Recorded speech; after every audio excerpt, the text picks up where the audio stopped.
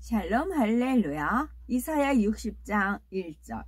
일어나라 빛을 발하라. 이는 네 빛이 이르렀고 여호와의 영광이 네 위에 임하였음이니라.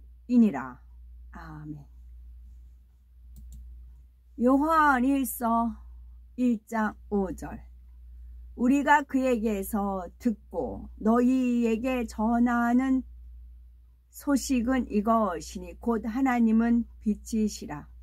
그에게는 어둠이 조금도 없으시다는 것이니라. 아멘. 제목은 일어나라 빛을 발하라 입니다.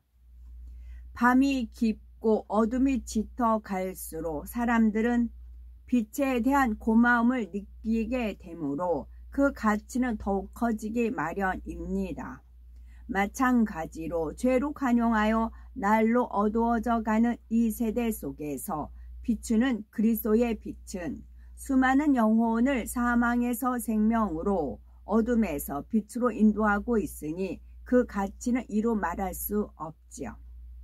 그러므로 하나님의 자녀들은 더욱 그리스도의 빛을 발하므로 세상의 길잡이와 같은 역할을 잘 감당해 나가야 하겠습니다. 하나님의 자녀들은 더욱 그리스도의 빛을 발하므로 내 빛을 발하는 게 아니에요. 예수 그리스도의 빛을 발하므로 세상의 길잡이와 같은 역할을 잘 감당해 나가야 됩니다. 하나님께서는 이사야 선지자를 통해 일어나라 빛을 발하라. 이는 네 빛이 이르렀고 여호와의 영광이 네 위에 임하였음이니라 말씀했습니다. 이는 하나님의 자녀들을 향한 명령이요 그들의 영광스러운 미래에 대한 선포이지요. 이사야 선지자가 이 말씀을 선포할 당시 이스라엘은 온통 절망과 어둠으로 가득했습니다. 온 나라가 우상 숭배 등의 종교적 범죄와 더불어 하나님의 공의를 무시하고 도덕적으로 타락하여 악한 자를 억압하는 악한 자가 아니고 약한 자를 억압하는 풍조가 만연하였지요. 지금 그러죠. 우리나라 보면 그래요. 과천에 서 있을 때 어떤 어르신이 지나가면서 이제 이 X명을 막 욕을 하세요. 이제 하시면서 그래요. 이제 변호사를 사든 뭐 검사를 이제 돈을 주고 사잖아요. 그러면 이제 이렇게 해달라고 해서 돈을 줘요. 의뢰를 해요. 근데 돈을 받을 때는 오케이 한대요. 근데 막상 법정에 서면 말이 틀려진대요. 지금은 법도 믿을 수가 없고 돈을 의뢰해서 돈을 줘서 사건을 의뢰했는데도 그 의뢰받은 그 사람을 믿을 수가 없대요. 돈 받을 때는 약속대로 해준다고 한대요.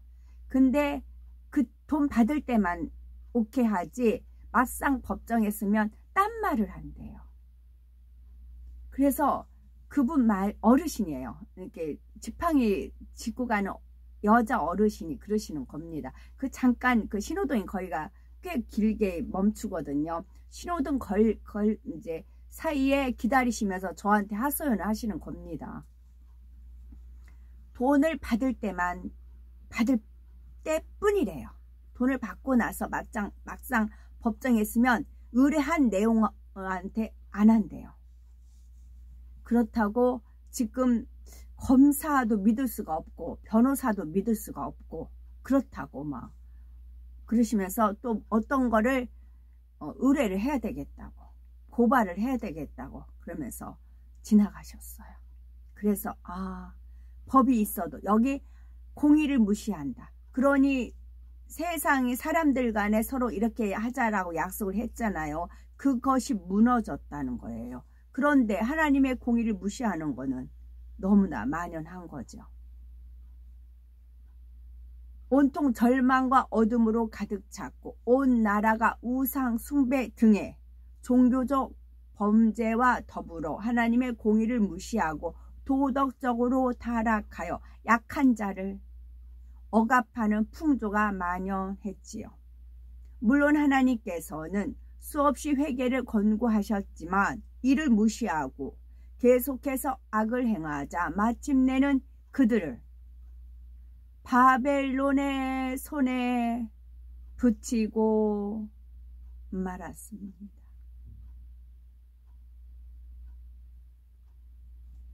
마침내는 그들을 바벨론의 손에 붙이고 말았습니다. 레프트 비하인드죠. 레프트 비하인드에 보면은 이제 휴거하고 뭐 목사님도 남고 그러잖아요. 그러면 여기서도 구약을 우리가 보면 알듯이 이제 그러니까 하나님께서는 수없이 회개를 권고하셨지만 이를 무시하고 계속해서 악을 행하자 마침내는 그들을 바벨론의 손에 붙이고 말았습니다. 뜨거운 맛을 봐라 그런 게 있잖아요.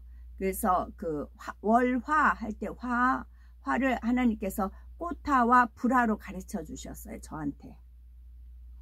불화, 이 땅은 지옥과 같은 7년 환란이다. 화는 꽃화다. 천국 아니 7년 혼인잔치엔 온통 꽃잔치예요.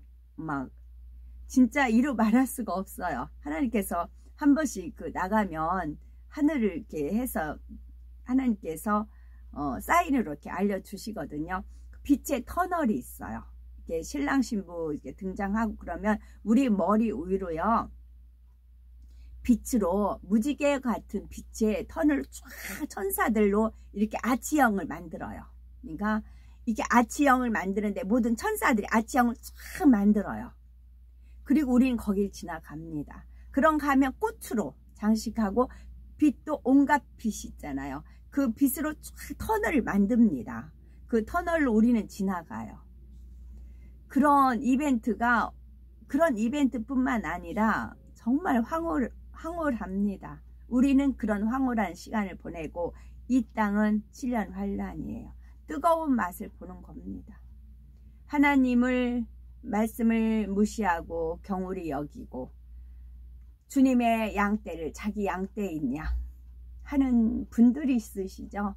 그분들 뜨거운 맛을 봐라. 내가 그렇게 권고했는데 듣지 않았지. 너네들 한번 뜨거운 맛 봐. 그렇게 돼요. 결국 그 아름답던 예루살렘 성전은 회파되고 백성들은 이방인의 조롱거리가 되었으며 70년이라는 긴 세월 동안 포로 생활을 하게 되었습니다. 70에서 공을 하나 빼요. 7년이라는 세월 동안 7년 환란을 겪는 것입니다. 그때서 뜨거워해요. 뜨거워 하는데 그때는 이미 성령이 걷어갔기 때문에 기도해도 힘이 오지 않고요. 하나님 말씀을 살려고 해도 은혜와 능력이 임하지 않아요. 이미 걷어갔기 때문에 성령도 같이 올라갔기 때문에 자기 의지, 보통 인본주의자들이 자기 지식, 자기 인내, 자기 성품, 자기가 갈구어진 뭐 그런 갈마한 그런 능력으로 신앙생활 하는 걸로 가르치고 행하고 전파하고 그러잖아요. 그래, 니네들 그렇게 잘났어. 니네들 힘으로 살아봐 하신다고요. 그리고 성령 받은 영혼들, 성령을 통해서 영생을 거둔 자들은 올라간다고요. 그래서 꽃잔치, 빛의 잔치를 벌리고 이 땅에서 잘난 분들, 성령 없이 하나님 능력 없이 내가 최고야 하신 분들은 뜨거워 하는 생활을 하신다고요. 말씀에도 있잖아요. 구약시대. 이런 상황에서 이스라엘 백성의 마음은 어떠했을까요? 포로 생활의 고달픔도 고통스러웠지만 하나님의 영광이 이제 자신들에게서 떠나갔다는 절망감에 더욱 괴로웠을 것입니다. 이러한 때에 하나님께서는 다시금 영광스러운 미래와 메시아의 도래를 약속하시며 일어나라 빛을 발하라 이는 네 빛이 이르렀고 여호와의 영광이 네 위에 임하였음이니라는 말씀을 주셨습니다. 그러면 일어나라 빛을 발하라라는 말씀이 우리에게 주는 의미는 무엇일까요? 오늘날은 이사야 당시보다 더욱 죄악이 관영하고 세상은 온통 어둠으로 덮여 있습니다. 이러한 때에 당당히 일어나 여호와의 영광의 빛을 만방에 비추는 사명이 바로 우리 모두에게 있다는 사실이지요. 오늘날 수많은 교회들이 복음을 증거하고 있지만 마음이 강팍해진 사람들에게 과연 무엇으로 보이지 않는 창조주 하나님을 증거하고 예수 그리스도를 믿게 할 수가 있을까요? 무엇보다도 하나님의 살아계신 역사를 눈에 보이는 증거로 나타내 주어야 합니다. 또 인간의 지식과 사상이 혼합된 것이 아닌 오직 순전한 하나님의 말씀을 전해야 지요. 인간의 지식과 사상이 혼합된 것이 아닌 오직 순전한 하나님의 말씀을 전해야 합니다. 즉 인간 경자의 섭리와 뜻이 담긴 십자가의 도를 밝히 깨닫게 해줄 생명의 말씀이 절실히 필요한 것이지요. 하나님께서는 이 마지막 때에 복음으로서 세계를 온전히 이루는 사명을 은혜와 성령이 충만하고 하나님의 권능이 나타나는 교회, 즉 성결의 말씀으로 거룩하게 된 성도들에게 맡기셨습니다. 그래서 우리를 합당한 그릇으로 만들기 위해서 때로는 훈련하시고 여러 모양으로 연단해 오셨지요. 더욱이 연단을 통과한 우리에게 하나님께서는 일어나 빛을 발하라 명하신 이유가 있겠지요. 자, 그것은 일어나라 빛을 발하라는 말씀을 이루려고 싶습니다. 어떻게 해야 될까요? 첫째는 스스로 빛 가운데 거하며 그리스도의 향기를 발해야 됩니다. 두 번째는 권능을 받아 하나님의 역사를 나타낼 수 있어야 되지요. 세 번째는 생명의 말씀과 하나님의 역사를 알리고 담대히 선포해야 되지요. 일어나 빛을 발하라는 말씀을 압니다. 이 말씀대로 살고 싶어요. 어떻게 해야 될까요? 첫째는 스스로 빛 가운데 거하며 그리스도의 향기를 발해야 하죠. 영적으로 어둠은 죄와 세상을 의미하며 빛은 하나님의 자체 곧 진리를 뜻합니다. 요한일서 1장 5절에 하나님은 빛이시라 그에게는 어둠이 조금도 없으시니라 하셨습니다. 따라서 우리가 빛을 비추기 위해서는 무엇보다 빛의 근원 대신 하나님 안에 거해야 됩니다. 사도 바울이 성도들을 향해서 너희가 전에는 어둠이었더니 이제는 주 안에서 빛이라 빛의 자녀들처럼 행하라 라고 권면한 것처럼 모든 착함과 의로움과 진실함을 쫓아 행해야 하지요. 어둠에 거하는 사람은 자신이 어둠에 있는지조차 깨닫지 못하지만 진리의 빛이 비추이면 무엇이 어둠이고 빛인지 확연히 구분할 수가 있습니다. 주 안에 들어오는 만큼 전에 행하던 죄들을 하나하나 벗어버리고 빛 가운데 행하여 그리스도의 향기를 발하게 되지요. 각 사람마다 하나님의 말씀을 얼마나 마음에 이루었고 악을 버려 성결되었느냐에 따라 빛을 비추는 힘이 다릅니다. 어떤 사람은 강한 빛을 소유하여 어둠을 물리치고 당당히 하나님의 역사들을 나타내는가 하면 어떤 사람은 어둠의 세력과 싸우다가 그만 힘을 잃고 어둠에 묻혀 버리기도 하지요. 그러나 분명한 것은 빛이 임하는 만큼 어둠은 반드시 물러가게 된다는 사실입니다. 주님께서는 온 세상을 비추는 빛이 되셔서 흑암의 권세를 완전히 깨뜨리고 그 빛 가운데 생명을 주셨습니다. 사도 바울은 이방을 비추는 큰 빛으로서 유럽과 아시아를 비롯한 많은 나라에 생명의 빛을 전파하셨지요. 그러면 우리는 어떻게 행해야 할까요? 바로 내 가정, 내 직장에서 어둠을 물리칠 수 있어야 합니다. 그럴 때 더 넓게는 사회에서 어둠을 물리칠 수 있으며 마침내는 세계 만방에 일어나 마음껏 빛을 발할 수가 있지요. 두 번째는 권능을 받아 하나님의 역사를 나타낼 수 있어야 됩니다. 권능은 권세 있는 능력입니다. 권능은 권세 있는 능력을 받아서 하나님의 역사를 나타낼 수 있어야 합니다.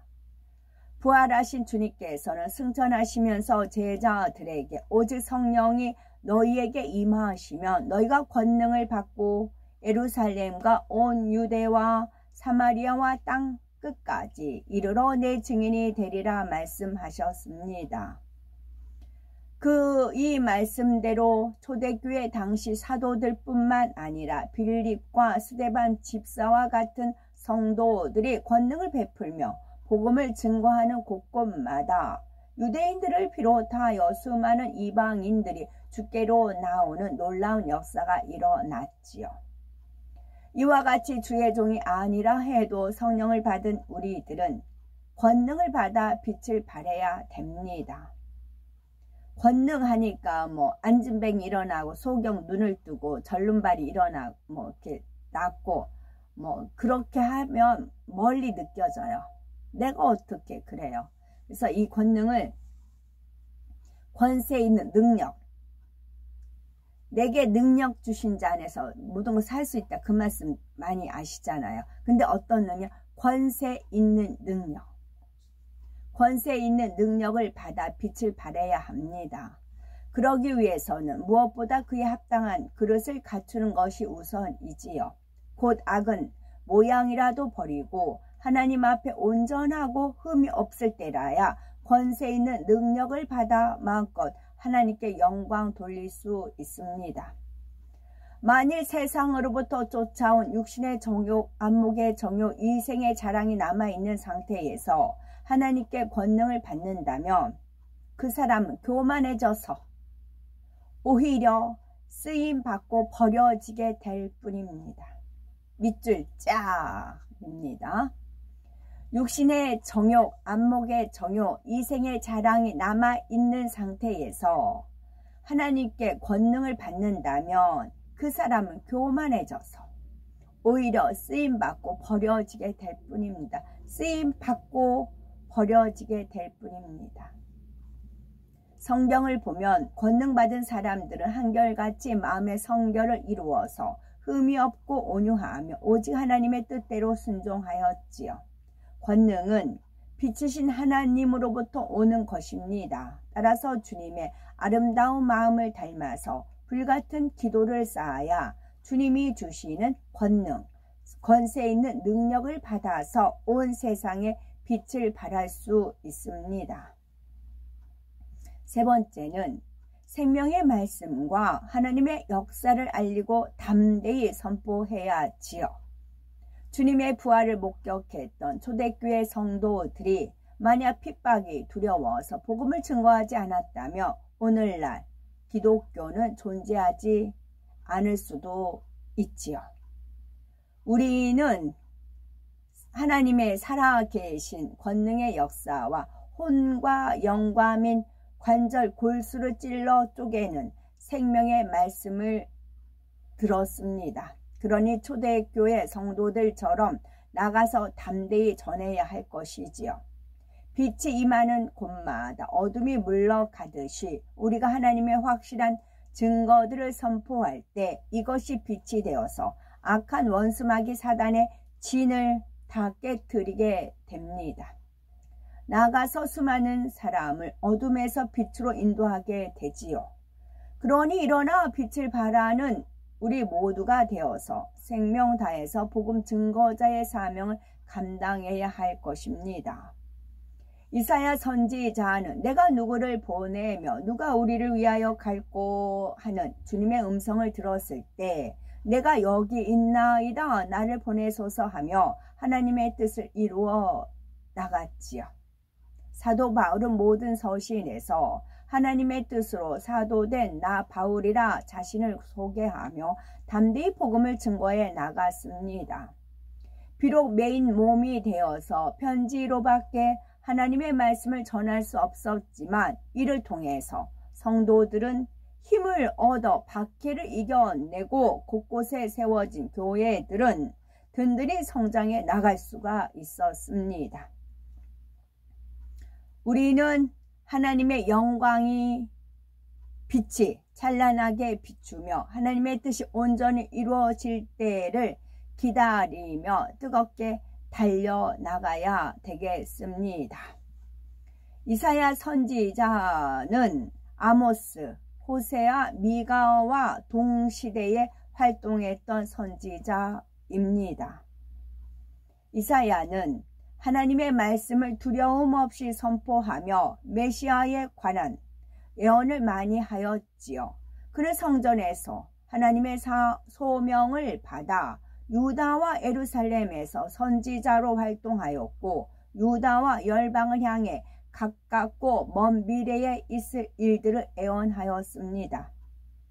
특히 정치, 도덕, 종교적인 부패상을 비판하면서 살 길은 하나님께 돌아가는 길밖에 없다고 외치며 유다를 향한 하나님의 징계와 회복의 약속을 전하였던 선지자입니다. 아멘.